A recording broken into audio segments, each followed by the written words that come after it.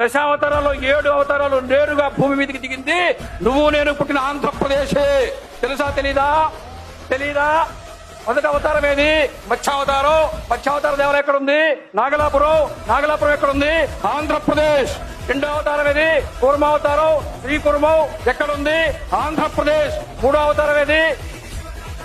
వరాహ అవతారం వరాహ క్షేత్రం ఏది? తిరుమల ఎక్కడుంది? చెప్పండి. ఆంధ్రప్రదేశ్. వరాహవతారం తర్వాత నరసింహావతారం ఎక్కడుంది?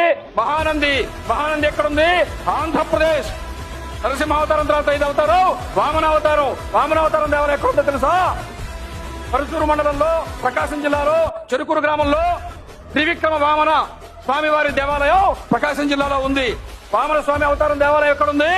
ఆంధ్రప్రదేశ్. వామనావతారం తర్వాత పరశురామావతారం దేవాలయము. పరశురాముడు మహేంద్ర పర్వతం మీద ఉంటాడు. మహేంద్ర పర్వతం శ్రీకాకుళం ఒరిస్సా సరిహద్దులో ఉంది. శ్రీకాకుళం జిల్లాలో ఉండే మహేంద్ర తనయ పర్వతం మీదే పరశురాముడు ఉంటాడు. కాబట్టి పరశురామావతారం ఎక్కడుంది? ఆంధ్రప్రదేశ్. రాముడు ఉత్తరప్రదేశ్, బలరాముడు ఉత్తరప్రదేశ్, కృష్ణుడు ఉత్తరప్రదేశ్. అఖిలాండ కోటి బ్రహ్మాండ నాయకుడు కలియుగ ప్రత్యక్ష దైవం సాక్షాత్తు వెంకటేశ్వర స్వామి తిరుమలలో ఉన్నాడా లేడా? తిరుమల ఎక్కడుంది?